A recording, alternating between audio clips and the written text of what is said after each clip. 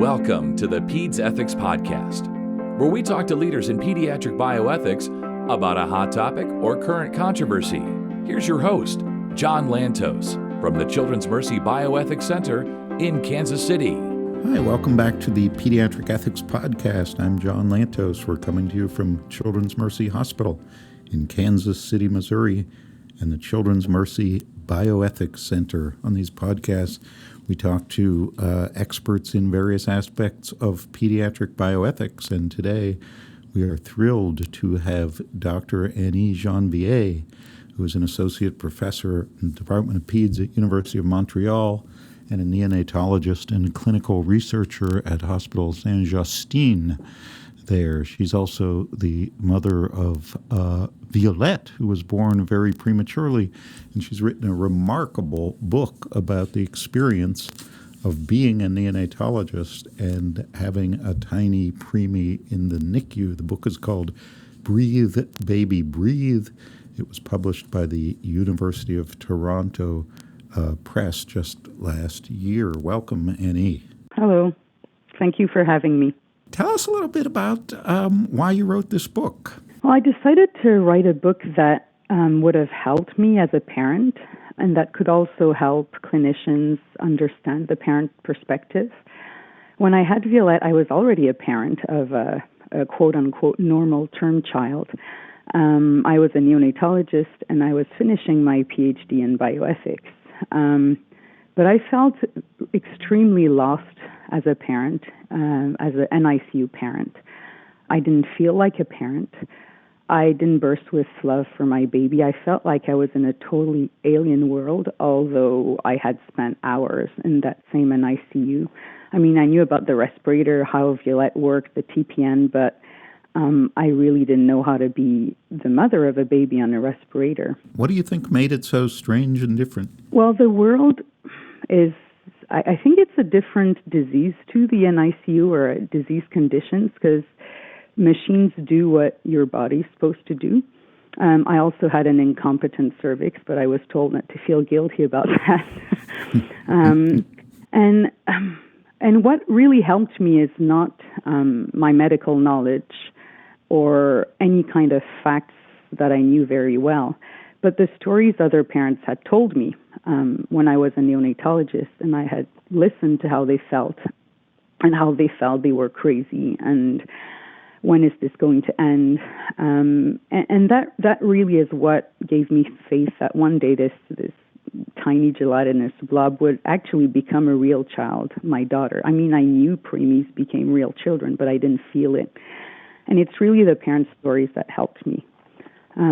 So I think I thought when I emptied my computer, when I was changing institutions, I found a toxic shit folder that had many of the things I had written in these moments of distress, trauma, or joy in the roller coaster. And I realized this is what I used to help parents, some of these sentences, some of them which had swear words, and also stories of other parents. I didn't just want my story to be out there because it's a unique story, and all stories are different, and all parents are different. So I tried to have a blend of my stories, other stories, and academic chapters. So you were really keeping a journal while Violette was in the NICU, but you put it away for a while, then came back to it years later?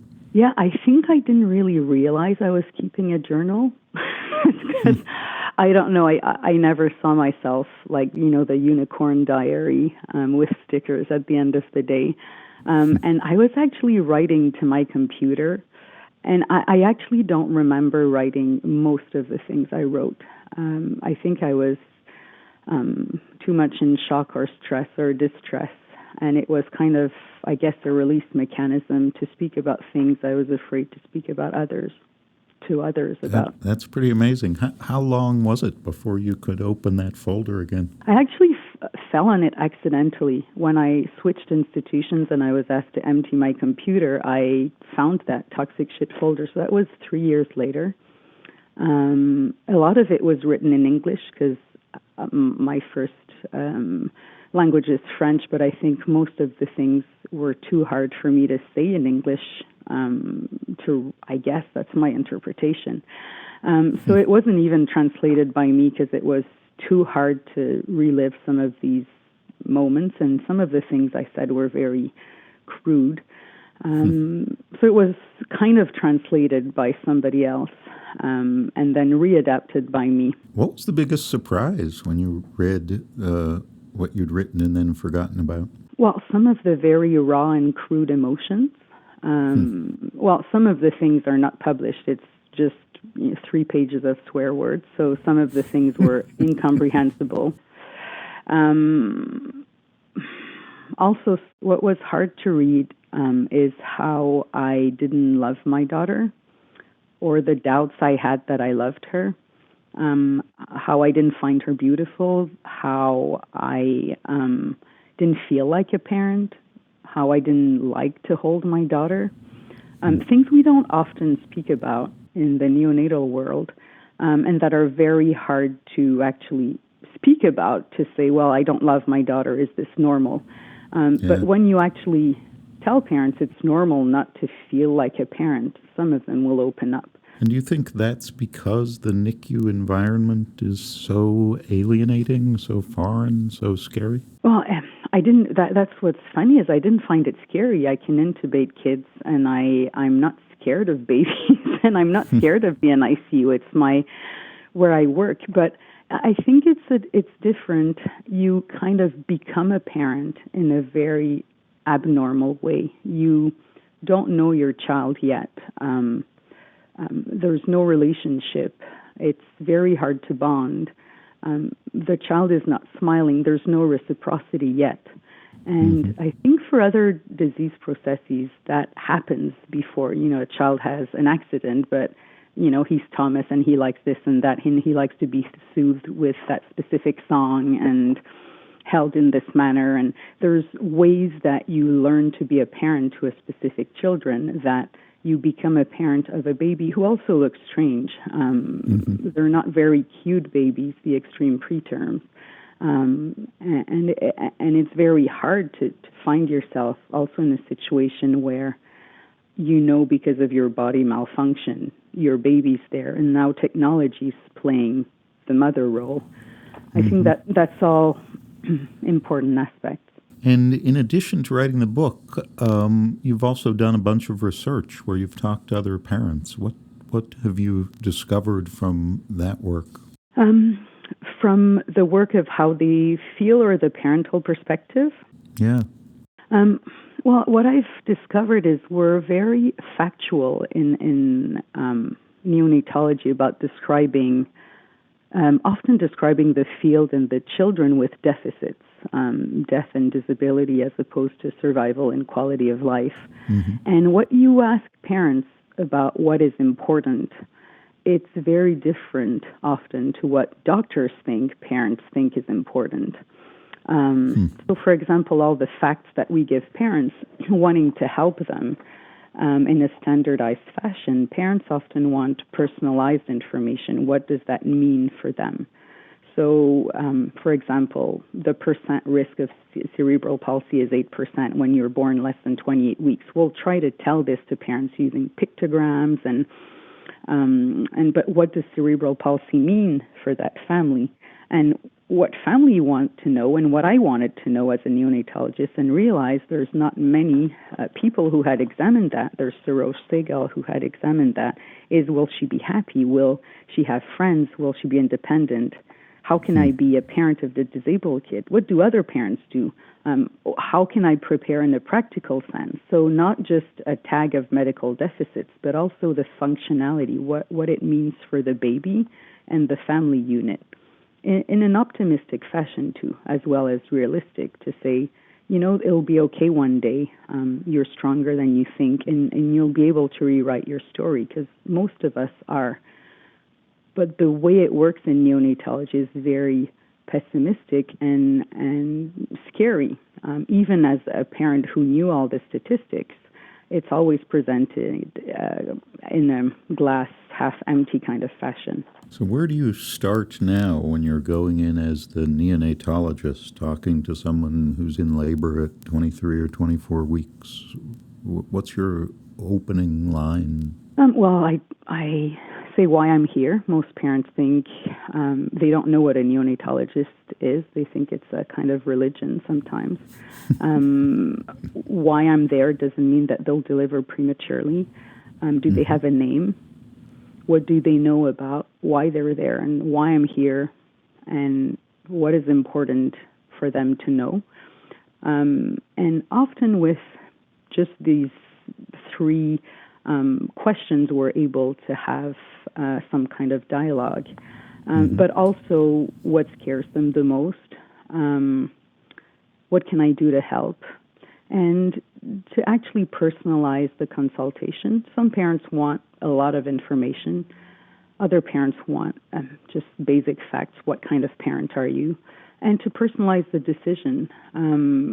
I think we really rightly shun away from paternalism, hardcore paternalism. But many parents want us to be paternalistic. And I think... In what way? Well, many parents don't want, in my research, for example, on trisomy 13 and 18, about half the parents didn't want to make life and death decisions. They wanted the doctor to make them? They wanted the doctor to make them, or another family member, or a religious representative, and generally the medical team.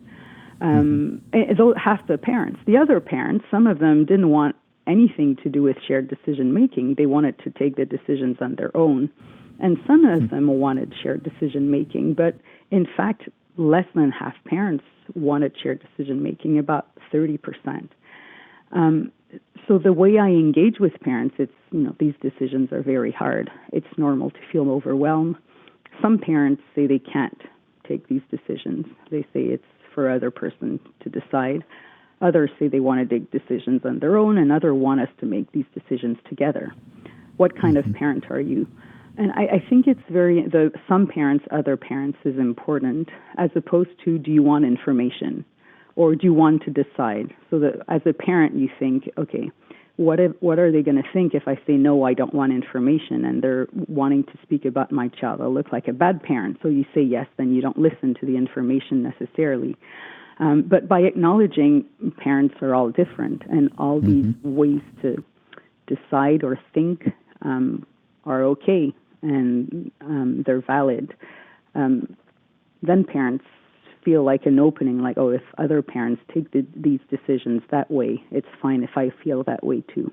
So a lot more listening and trying to figure out what parents need rather than giving them percentages and numbers. Yeah, and some parents want articles and data and websites, and these tools are, I think, important for these parents. But I find many parents don't want that. They also want to know, what does that mean for me? 1% risk of deafness, but what does it mean when you're deaf, and what does it mean for a child in a family unit, and the school, and the independence? And these are really the questions the functionality that comes about for parents, as opposed to just the medical tag. Did you have any concerns about putting your story out there as a doctor, and knowing that maybe parents in the NICU would read about your own personal experiences and think of you differently? Well, that's why I didn't I thought it was unfair to put just my story, because I don't want parents to think, oh, this is how I need to act to be a good parent, because she's a doctor and she did this. Well, and my husband is also a neonatologist, so imagine, this is what you need to do. So I thought it was important to put other stories, for example, the story of Gabrielle and Ehud, and a lot of other stories that finish differently, to balance just my story. What I found is interesting. Yes, I thought about that, because it doesn't portray me always in a very good light, or even as a mother. And for my daughter, too, I didn't want people at school to know all these things necessarily, so I waited for her to be older. and to understand the book was coming out. What I've realized is that it, for some people, it increased my credibility, and for many, it decreased it. So I'm now seen by a lot of, I'll say, pessimistic researchers as a very biased researcher who, because I had a premature daughter, I'm unable to do unbiased research and to interpret it in an unbiased fashion. So it has both helped and I guess perhaps harmed my reputation. Have you read the book to Violette? Yeah, Violette actually read the book. At first, I told her about the book. When it came out, she was too young to read it on her own. She has reread it since then. So when she read it on her own, she was 13. And I remember her saying, "Oh, geez, Mom, this is intense." And I'm like, "Okay, yeah. And what do you find intense about it?" She said, "Well, at least I know that, I'm living at the end, so there's no surprises for me. But imagine for others who read it." Yeah. But she had heard about it before, because we had questions about stopping the respirator, withdrawing the respirator, and taking very hard decisions. And inside there, I say I don't love her at first, and I don't enjoy being in the unit and holding her. But she knows I love her unconditionally now. But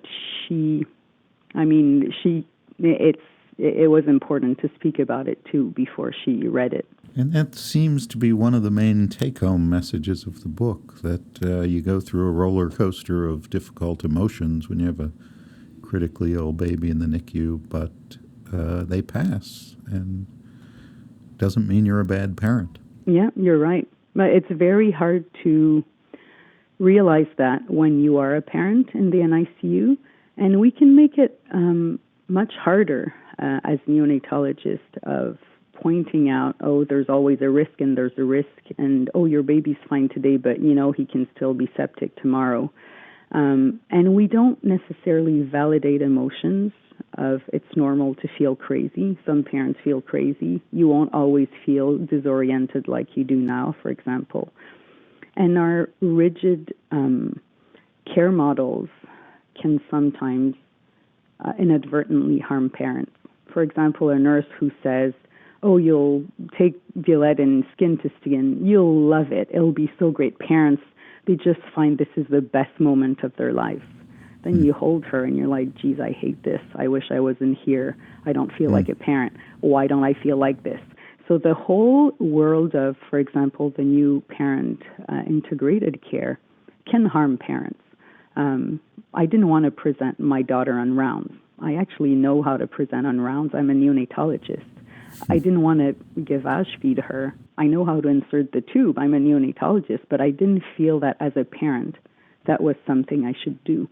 But now we kind of format parents into knowing about CO2s and weight gain and empowering them to present their kid and be there at resuscitations. And not all parents want to do that. A lot of them want to, but I think these rigid care models probably make many parents disappear. Like I did. I disappeared. I just showed up at change of shift for the first month of my daughter's life because I was afraid to be asked to do yet another thing I didn't want to do, or be told that parents love to do whatever I didn't want to do. So is that the main take-home message here for doctors and nurses? Don't try to put parents in a box. Let them tell you what they need? Well, that's one of the take-home messages. Parents are all different.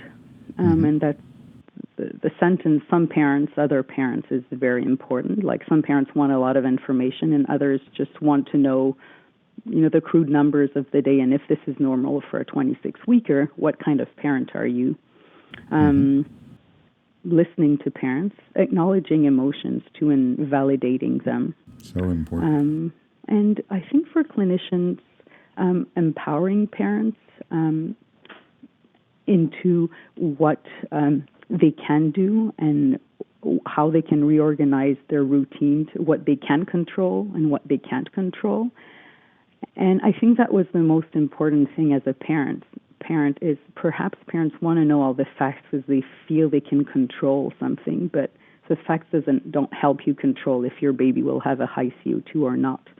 But you're able to control if you're there, if you pump your milk, if you sing to your kid, if you change the diaper, when you go home, how you can have coping mechanisms that are healthy for you. There's a lot of things you can control, and I think empowering parents and recognizing they're strong, validating their emotions, and making them realize what they can control can be very beneficial. Well, thanks for those lessons, and thanks for writing the book. The book is called Breathe, Baby, Breathe. It's published by University of Toronto Press, and we've been talking with Dr. Annie Janvier, a neonatologist, clinical ethicist, author, and mother at the University of Montreal and Hôpital Saint-Justine in Montreal. Annie, thanks so much for talking to us today. Thank you, John.